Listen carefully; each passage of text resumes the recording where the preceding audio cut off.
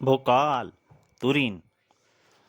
उस आग्रह पर जोड़ोदगा के सेवकों ने कहर बरपा रखा था। गुरबेला नाम का एक राक्षस तुरीन के महल पर हमला करता है। तुरीन की उससे लड़ाई होती है और लड़ाई के दौरान तुरीन घायल होकर जब नीचे गिरने ही वाली होती है तभी भोकाल वहां पहुंच जाता है और तुरीन को बचा लेता है और उसके बाद गुबरेला का अंत कर देता है। गाजो बाजो उसे बताते हैं कि किस तरह से जड़ोदा ने पहारा को चोरी कर लिया और उसके बाद वो पहारा के खूंखार राक्षसों के से द्वारा उस आग्रह पर हमला करवा रहा था। तो तुरीन और भोकाल और सुतान तीनों एक साथ निकल पड़ते हैं जोड़ोदर का अंत करने के लिए। यहाँ तक की कहानी आप तुरीन और भोकाल के पहले भाग में पढ़ चुके हैं। अब उसके आगे शस्त्रागार में यह अद्भुत शक्ति संपन्न भाला, इष्टदेव खजूरा की तलवार और ये कटार तुम्हारे पिताश्री गाबोज की।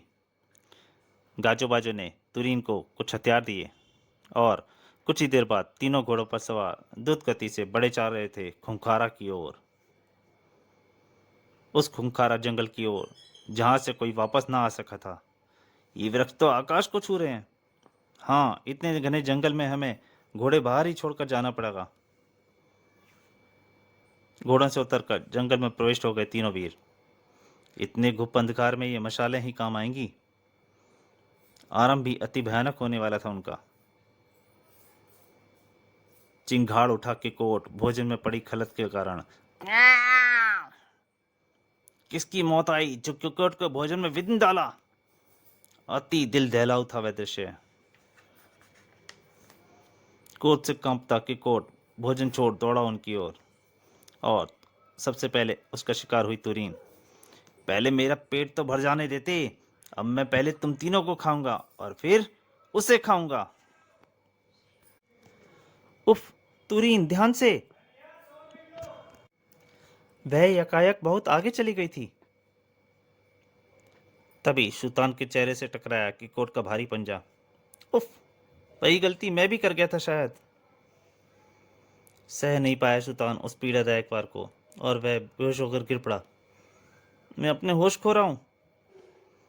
मशाल लहराता भोकाल आगे बढ़ा तो पीछे से की कोट पर चढ़ गई तुरीन। यह कटार अब इस राक्षस प्राणी का काम तमाम कर देगी। राक्षस प्राणियों, तुम्हारा अंत बनकर आई हूं मैं। काट कर रख दूंगी मैं तुझे। उफ, अतीवी ये साहसी हो तुम तुरीन। की कोट कह उठा। जो तुमने सोचा है इतना आसान नहीं है। उसने तुरीन को उछाल फेंका। कि कोट से टकराए हो तुम, समझे।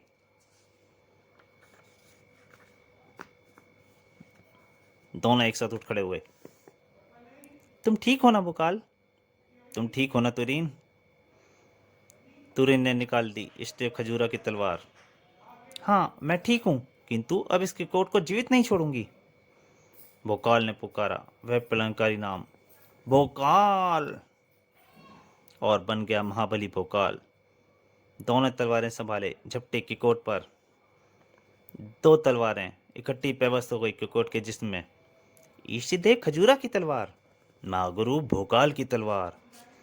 बुरी तरह चिंगाड़ उठा किंकोट। आ! वो चिंगाड़ थी उसकी अंतिम चिंगाड़। उसके बाद केवल राख रह गई भोकाल उसके विशाल जिस्म की वहां। इसी तरह सभी राक्षस प्राणियों को मिट्टी में मिला देंगे। बड़े यत्न के बाद सुल्तान को होश में लाया गया।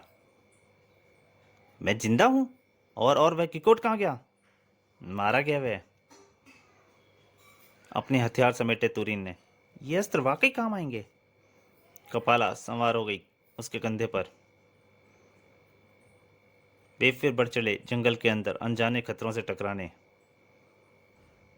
बुराड़ा के कान हिले। सुनाई दे गई थी उसे आहट भोकाल, सुल्तान और तुरीन की। भोकाल, वे देखो बुराड़ा, उसने सैकड़ों लोगों की हत्या की है। बुराड़ा? पहली हुंकार बुराड़ा ने लगाई। खुंकारा में प्रवेश कर जाए। उस आकवासी, बचकर नहीं जाओगे अब यहां से। और वे पेड़ उछाल फेंके उसने उस पर। रौंद डालेंगे ये पेड़ तुम्हें। सुल्तान व कपाला कूदे एक तरफ, तुरीन व भोकाल ने तलवारें घुमा दी।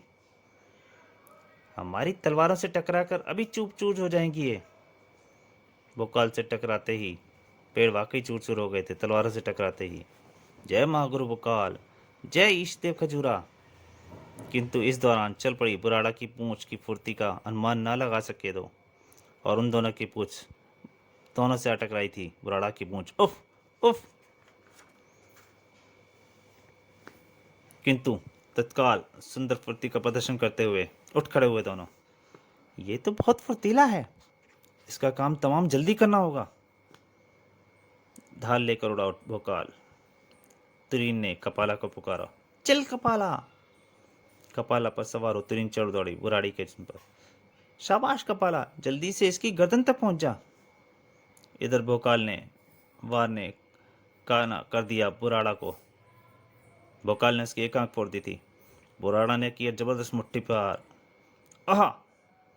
भोकाल दूर जा गिरा, और तभी तुरीन ने इष्टदेव खजूरा की तलवार घोंप दी बुराड़ी गर्दन में। ले मर शैतान! बुरी तरह लहराया उसका जिस्म और गिर पड़ा।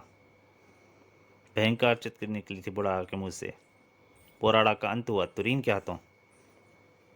भोकाल, तुम्हें ज्यादा चोट तो नहीं आई? नहीं, मैं ठीक हूं, बस थोड़ी देर को चेतना जवाब दे गई थी। यार, तुम इस खून खराबे में पड़ते ही क्यों? मुझे मौका देकर देखो, आंखों के जादू से इन्हें धूल चटा दूंगा। शैतान की इस बात पर दोनों मुस्कुरा दिए, किंतु मुस्कुराहट उस वक्त जवाब दे गई जब कपाला लेटकर कुछ अलग हरकत कर रही थी, और उनके देखते ही कपाला हो गई गायब। कपाला गायब हो गई? कपाला कपाला कहाँ गायब हो गई? तीनों के जिसमें बिल्ली की फुर्ती भर गई। उठ खड़े, फुर्ती से उठ खड़े हुए तीनों। भोकाल, मेरी कपाला को कुछ हो गया तो सारी दुनिया को आग लगा दूंगी मैं। कपाला को कुछ नहीं होने दूंगी मैं। तीनों एक तरफ को भागे, किंतु तभी बिजली कड़की। उफ, ये क्या? प्रकट हुआ एक राक्षस वाणी। साथ ही सुनाई दी वह आकाशवाणी, कहीं जाने की जरूरत नहीं है, यह रही तुम्हारी कपाला, संभालो इसे।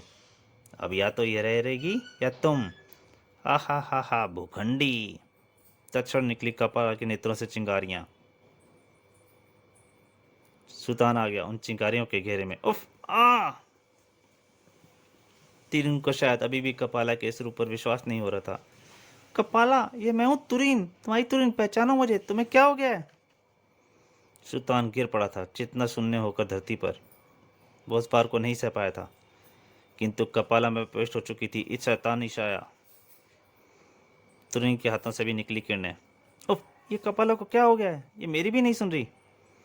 तुरीन की भी किरणों को भेदती हुई वे चिंगारियां लिपट गईं तुरीन के जिस्म से, और तुरीन भी गिर पड़ी। तुरीन, उफ, ये क्या हो गया? दौड़ा भोकाल। पहले मुझे इन्हें सुरक्षित जगह पर पहुंचाना होगा, फिर निपटूंगा कपाला से। उन्हें उठा उड़ चला महाबली भोकाल। इन्हें शीघ्र उपचार की आवश्यकता है। कपाला ने पीछा किया उसका। उस आग के राजमहल में उतरा वह।